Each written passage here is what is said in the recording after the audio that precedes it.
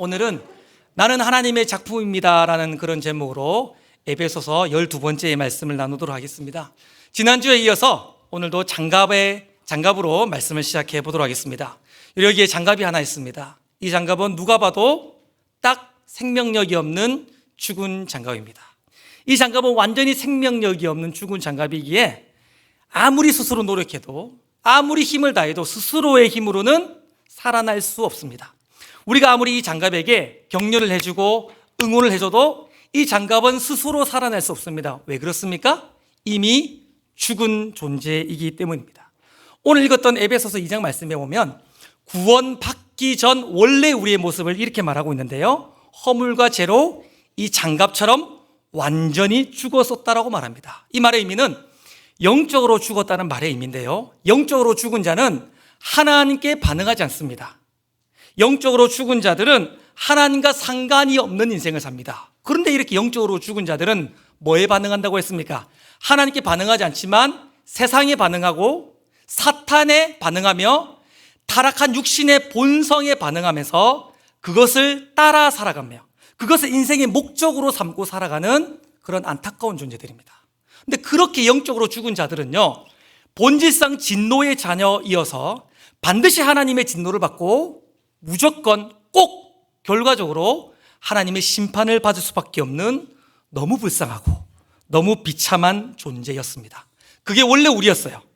그런데 여러분, 하나님이 그런 우리를 사랑하신 줄 믿습니다. 그런 우리를 사랑하셔서 하나님이 우리를 살리셨는데, 여러분 크게 아멘 하셔야 되는데, 그게 구원인 줄 믿습니다. 여러분, 이 장갑과도 같은 이 생명력이 없어도 우리가 어떻게 살아났습니까? 아무것도 스스로 할 수 없었던 이 장갑과도 같은 우리가 어떻게 살아났습니까?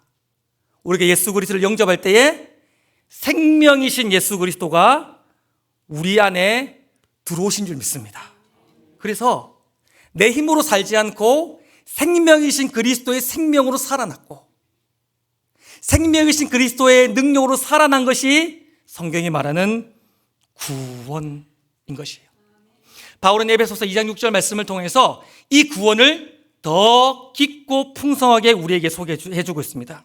에베소서 2장 6절 말씀에 보면 우리가 예수가 부활하실 때 우리도 함께 부활하였고, 예수가 승천하실 때 우리도 함께 승천하였고, 예수가 하나님 우편에 앉을 때 우리도 하나님 우편에 앉았다라고 이야기하고 있습니다. 이 말의 의미가 무엇인가? 그게 우리의 구원인데 이게 뭐냐? 이건 우리의 신분을 이야기해 주는 것입니다. 우리는 어떤 존재냐면 이 땅을 살지만 하늘에 속한 사람인 줄 믿습니다. 우리의 시민권은 하늘에 있어서 이 땅을 살아가지만 하늘 사람으로 살아가는 거예요. 여러분, 그 말의 의미가 뭐냐면 너무 놀래 기절할 거예요. 이 말의 의미가 무엇이냐면 이 땅을 살지만 하늘의 은혜와 평강과 능력으로 이 땅을 살아가는 세상에서 제일 행복한 사람이 저와 여러분들인 줄 믿습니다. 또한 이건요, 약속이고 보증입니다. 반드시 우리가 그렇게 될 거라는 거예요. 예수님이 부활하셨듯이 우리는 마지막 날 부활할 것이고, 예수님이 승천하셔서 하늘나라에 계시듯이 우리도 승천하여 하나님 나라에 들어갈 것이며, 그뿐이 아닙니다. 예수님이 하나님 우편에서 만물을 다스리시고 만물을 상속하셨듯이 우리도 예수님과 함께 하나님 나라에서 만물의 상속자가 될 줄 믿습니다. 그런데 여러분, 이게 구원인데 우리가 이렇게 구원받을 때에 우리가 한 일이 있습니까? 없습니까? 한잔 할 테니까 생각해 보십시오. 우리가 이렇게 놀라운 구원을 받았는데 우리가 한 일이 있습니까? 없습니까? 없다고 했지만, 목사가 물으니까 그렇게 대답할 것 같지만 사실은 이렇게 말하실 분이 계실 것 같아요. 목사님, 내가 얼마나 열심히 믿었는데요. 목사님, 내가 얼마나 성경 공부를 열심히 했는지 모릅니다. 목사님, 내 뼈를 갈아가며 내 인생을 갈아 넣어가면서 하나님의 교회를 섬겼단 말입니다. 근데 내가 한 일이 아무것도 없다고요? 그렇게 항변하실 분이 계실 것 같습니다. 우리가 한 일이 뭐냐면요, 여러분, 우리가 비행기를 탔어요. 비행기가 이륙을 하는데 비행기가 엄청난 에너지를 뿜으면서 비행기가 확 하늘을 이륙하는데, 그때 우리가 비행기에 앉아가지고 발가락을 까딱 든 거예요. 그리고 하늘 날아갔어요. 그럼 그 사람이 이렇게 말합니다. 내가 날랐다. 나의 힘과 나의 능력으로 내가 날랐다라고 말하는 사람이 있다 치면 우리는 그 사람을 잘 돌봐줘야 될 줄 믿습니다. 그래서 에베소 2장 8절은 우리의 구원을 이렇게 설명하고 있습니다. 우리 같이 읽어볼까요? 에베소 2장 8절 말씀 시작. 너희는 그 은혜에 의하여 믿음으로 말미암아 구원을 받았으니 이것은 너희에게서 난 것이 아니요 하나님의 선물이라. 잘 보십시오. 구원은 뭐에서 나지 않았습니까? 우리의 행위에서 나지 않았습니다. 그러면 구원은 무엇으로 말미암아 주어진다고 말합니까? 은혜로 주어집니다. 우리가 구원받은 것은 은혜로 받은 거예요. 여러분, 은혜가 뭐죠? 우리가 교회에 들어오면 제일 많이 듣는 말이 은혜입니다. 여러분, 은혜가 뭡니까? 은혜란 말의 뜻은 자격 없는 자에게 주는 것. 이게 은혜입니다. 아무것도 한 거 없고 받을 자격이 없는 자에게 주는 것이 은혜입니다. 여러분, 이 은혜로 우리가 구원받은 것입니다. 우리가 구원받기 위해 지불한 대가가 없고 우리가 구원받기 위해 행한 것이 없지만 자격이 없는 우리들에게 주신 것이 구원이고, 그래서 구원은 은혜인 줄 믿습니다. 그런데 여러분, 여기에 반전이 있습니다. 여기에 반전이 있습니다. 여러분, 우리 하나님은 공의로운 분이에요. 하나님이 공의롭다는 말은 죄의 값을 지불하지 않고는 죄를 용서하지 않는다는 분입니다. 하나님은 공의로운 분이시기에 죄를 지은 자가 죽지 않고는 절대로 구원받을 수 없게 하시는 분이 바로 공의로운 하나님이라는 것입니다. 그런데 우리가 행한 것이 없습니다. 그 말은 누군가가 우리 대신 죄의 값을 지불하셨고 누군가가 우리를 구원하기 위해 대신 죽음의 값을 지불하셨습니다. 누굽니까? 누가 내 대신, 자격 없는 내 대신 죄의 값을 지불하셨고 누가 날 살리기 위해 죽음의 값을 치르셨습니까? 하나님이세요. 하나님이 우리를 구원하기 위해 아들을 대가로 내어 놓으신 줄 믿습니다. 아들의 죽음의 값이라고 하는 엄청난 값을 우리 대신 지불하시면서 우리를 구원하신 거예요. 여러분, 절대로 구원은요, 값싼 게 아닙니다. 우리는 구원받을 때에 아무런 한 일이 없기 때문에 구원받은 우리의 입장에서는 값없이 그냥 주어지는 것이 구원입니다. 그러나 구원을 주시는 하나님의 입장에서는 아들을 내어놓으셨어요. 아들을 우리 대신 죽음으로 내어놓으셨습니다. 우리를 살리기 위하여 아들을 채찍에 맞게 하셨고 우리를 살리기 위해 아들을 십자가에 못 박고 우리 같은 자를 살리기 위하여 아들에게 창을 찔러 우리를 구원하신 것입니다. 하나님은 어떤 값을 지불하셨습니까? 아들의 죽음의 값을 지불하셔서 은혜로 우리를 구원하신 줄 믿습니다. 여러분, 여기서 우리는 진지하게 질문해 봐야 됩니다. 왜입니까? 왜 나를 위하여 아들을 주셨습니까? 라고 우리는 질문해 봐야 돼요. 여러분, 우리 어떤 사람이죠? 지난 주간에 우리 복음반에서는 뭘 나눴냐면 우리가 얼마나 타락한 죄인인가에 대한 우리의 본질적인 모습을 나누는 시간이 있었습니다.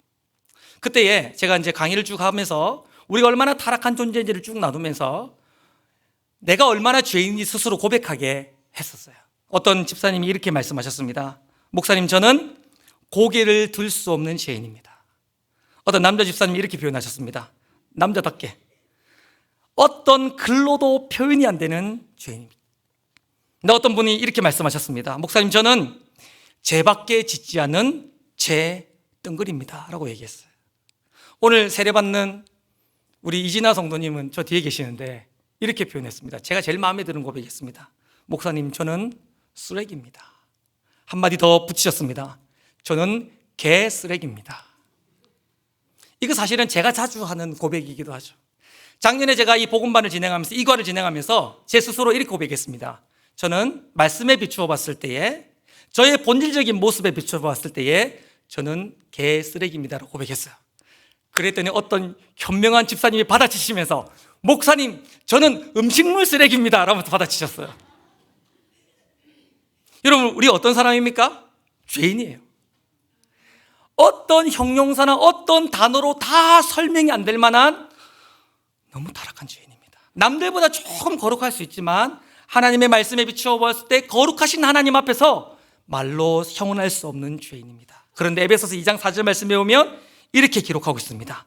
그런 죄인들을 긍휼이 풍성하신 하나님이 그런 죄인된 우리를 뭐 하셨다고요? 사랑하셔서 그 큰 사랑을 부으셔서 우리를 구원하신 줄 믿습니다. 이 설교를 준비하고 묵상하면서 제 마음 안에 계속해서 울려오는 찬양이 하나 있었습니다. 옛날에 불렀던 찬송인데 여러분 이 찬송 아시면 아마 한 50, 60대 다 넘으신 분들만 이 찬송 아실 거예요. 왜 날 사랑하나, 왜 날 사랑하나, 왜 주님 갈보리 가야 했나, 왜 날 사랑하나. 이 찬양 제가 계속 주중에 이 찬양을 부르니까 우리 교육자들이 목사님 왜 자꾸 그거 부릅니까? 이러시더라고요. 속도 모르고. 제가 집에서 계속 밥 먹으면서 왔다 갔다 하면서 왜 날 사랑하나 이랬더니 우리 집에 있는 선지자 한 분께서 여보 음이 틀렸어요 이러면서 그렇게 부르는 거 아니에요 하면서 뭐 이렇게 선지자적 징계를 하시더라고요. 여러분, 죄인된 우리를 하나님이 왜 사랑하실까요? 왜 날 사랑하나. 저도 제가 틀린 거 알고 있습니다. 음이 틀린 거 알고 있어요. 왜 날 사랑하나. 왜 사랑하십니까? 왜 날 위해 아들이 죽으셨고 왜 나를 위해요? 하나님이 아들을 내어놓으셨습니까? 하나님이 다 설명할 수 없을 만큼 저와 여러분들을 사랑하신 줄 믿습니다. 우리 이 찬양 한번 불러볼까요? 설교 중이지만 1부 때 불렀는데 1부 때 음이탈이 엄청 많았습니다. 우리 같이 한번 사모님, 네, 지금입니다. 네, 제가 말했던 선지자가 나오신, 네. 우리 같이 한번 이 찬양 아주 옛날 복음성가인데요. 우리 같이 한번 불러보겠습니다. 네, CD를 열어주시면 좋겠습니다. 네. 네, 그냥 불러볼까요, 같이? 제가 잘 못 부르니까 여러분들이 크게 불러. 시작. 왜 날 사랑하나, 왜 날 사랑하나, 왜 주님 갈보리 가야 했나, 왜 날 사랑하나. 한 번 더. 왜 날 사랑하나, 왜 날 사랑하나, 왜 주님 갈보리 가야 했나, 왜 날 사랑하나.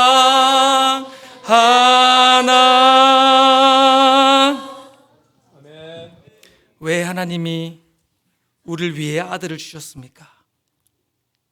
허물과 죄로 죽었던 우리를 위해 하나님을 거절하고 세상을 사랑하고 마귀를 쫓고 육신의 본성을 인생의 목표로 살아갔던 우리들을, 그런 우리 딸을 위하여 왜 아들을 예수를 주셔서 구원하셨습니까? 하나님이 우리를 사랑하신 줄 믿습니다. 왜 나를 구원하셨습니까? 하나님 나를 사랑하신 것이죠. 그런데 왜 나를 사랑하셔서 구원하셨습니까? 라는 이 질문 앞에 하나님이 또 다른 대답을 하고 있는 것을 봅니다. 10절 말씀인데요, 우리 10절 말씀을 같이 읽어보겠습니다. 시작. 우리는 그가 만드신 바라 그리스도 예수 안에서 선한 일을 위하여 지으심을 받은 자니 이 일은 하나님이 전에 예비하사 우리로 그 가운데서 행하게 하려 하심이라. 아멘. 우리 잠깐만 공부 모드로 전환해 보겠습니다. 오늘 본문에 보면 먼저 선한 일을 위하여 지으심을 받았다라고 말하고 있습니다. 여기서 지었다라는 이 단어는요, 창조했다 이런 뜻입니다. 그러니까 죽었던 우리를 재창조했다. 우리가 흔히 쓰는 말로 죽었던 우리들을 거듭나게 했다, 구원했다 이런 뜻이죠. 그러니까 정리해 보면 하나님이 선한 일을 하라고 우리를 구원했다, 이런 뜻이 됩니다. 그런데 두 번째로 보면 이 일은 하나님이 뭐 하십니까? 전에 예비하신 일이라는 것입니다. 이거는 하나님이 준비하신 계획이고 하나님의 목적이라는 것입니다. 세 번째로 행하게 하려 하심이라고 얘기했죠. 지난주에 살펴보았듯이 이건요, 그냥 행동하는 것이 아니라 인생의 목표 삼고 살아간다. 반복해서 그 일을 하면서 이것을 위해 살아간다, 이런 뜻입니다. 정리해보면 이런데요, 하나님이 우리를 구원하신 목적이 뭡니까? 선한 일을 우리의 인생의 목표 삼고 살아가도록 하기 위해 우리를 구원하신 것입니다. 다시요, 하나님 우리를 왜 구원하셨습니까? 선한 일을 우리의 인생의 목표와 목적 삼고 살아가도록 하기 위해 우리를 구원하셨습니다. 그러면 선한 일은 무엇입니까? 우리를 구원하신 일이 선한 일을 행하기 위해서인 것인데, 선한 일은 무엇입니까? 오늘 읽었던 10절 말씀에 그 힌트가 들어있습니다. 이렇게 기록되어 있죠. 우리는 그가 만드신 바라. 이 만들었다, 만드신 바라는 이 단어가 우리가 너무 잘 알고 있는 포이에마라고 하는 이 단어입니다. 번역하면 작품인 것이죠. 여러분, 어떤 공예가나 예술가가 자기의 온 힘을 다 들여서 자기의 모든 정성을 다 쏟아서 어떤 작품을 만듭니다. 그런데 이 작품을 만들면 어떤 일이 일어납니까? 작품은 작가를 잘 보여주는 것입니다. 정리해보면요, 하나님이 우리를 구원하시면서 우리를 하나님의 작품 되게 하신 거예요. 그런데 이 작품은요, 어떤 특징이 있냐면 작가를 잘 보여주고 작가를 나타내는 특징이 있습니다. 여러분, 사진을 하나 보여드릴 건데요, 여기 사진을 한번 보십시오. 여러분, 이 그림 어떻게 보이십니까? 여러분, 이 그림 어떻게 느껴지십니까?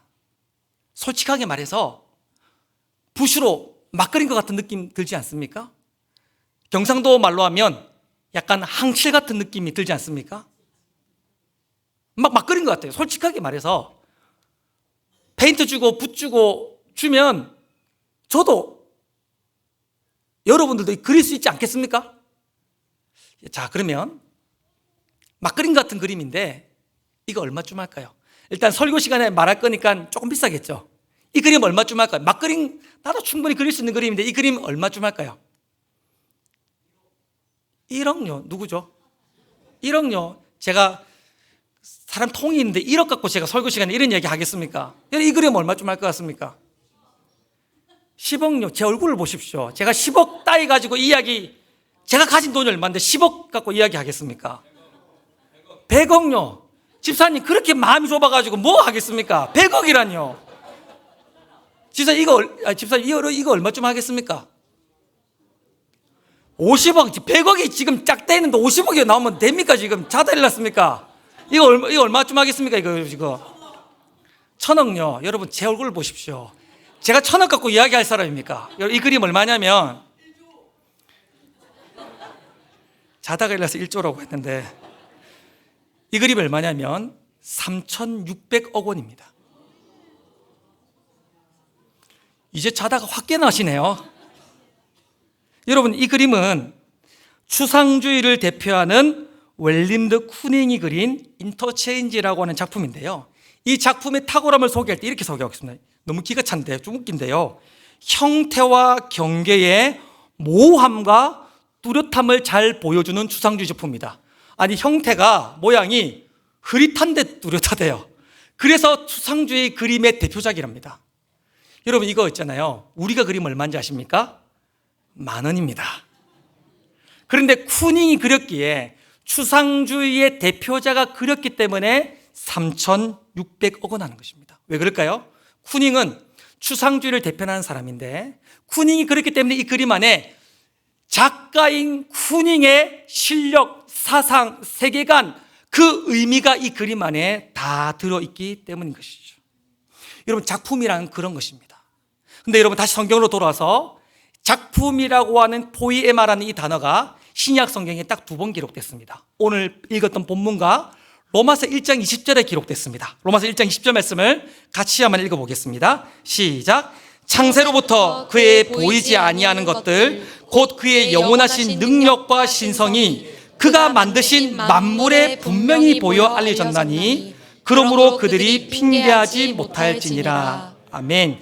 그가 만드신 만물이라고 할 때 그가 만드시라는 이 단어가 포이에마라는 단어입니다. 그러니까 하나님이 만드신 작품이 있어요. 그게 뭐냐면 우주 만물 자연이 하나님이 만드신 작품입니다. 그런데 이 작품의 특징이 있습니다. 작가이신 하나님의 영광과 신성을 탁월하게 표현하고 드러내는 역할을 하는 것입니다. 작품은 작가를 보여주는 거예요.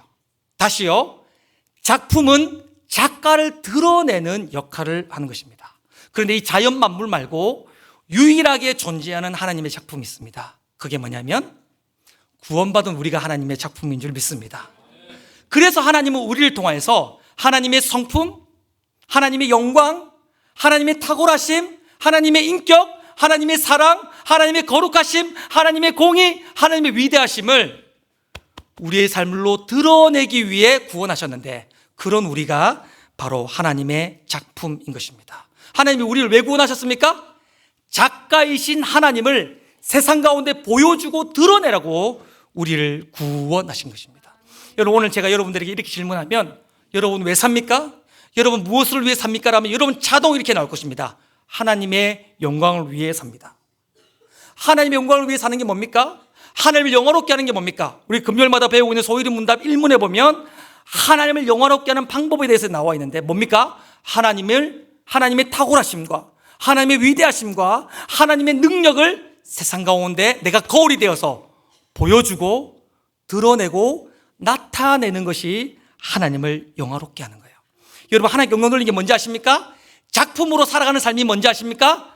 나랑 다른 사람이 대화하면 왠지 하나님의 사랑이 느껴지고, 나와 함께 일하고 나와 함께 살아가는 사람들을 보면 왠지 하나님의 사랑이 내게 느껴지고, 하나님의 인내가 느껴지고, 하나님의 거룩하심이 나를 통해 느껴지고 보여지고 나타나는 것. 집사님 보면 왠지 하나님 냄새가 나. 왠지 집사님 보면 왠지 하나님 스멜이 나.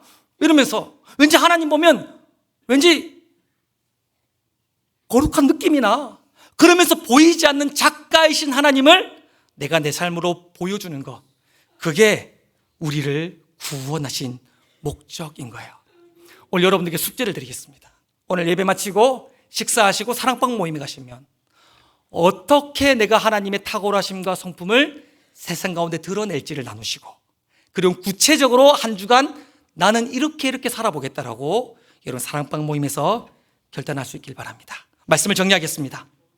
여러분, 우리 눈에 보이기에 너무 하찮아 보이는 파리 새끼 한 마리도 하나님이 지으신 분명한 목적이 있다 했습니다. 뭐죠? 이 파리 한 마리가 인류의 청소부가 되어서 인류의 세균 번식을 막는 놀라운 일을 우리가 보기에 너무 하찮아 보이는 이 파리도 감당해내고 있습니다.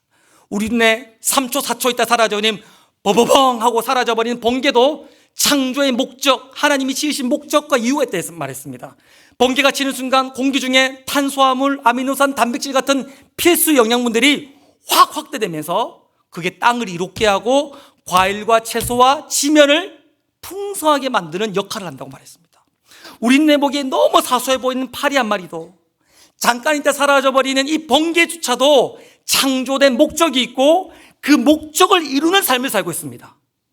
우리는 어떻게 지음받았습니까? 우리는 어떻게 재창조됐습니까?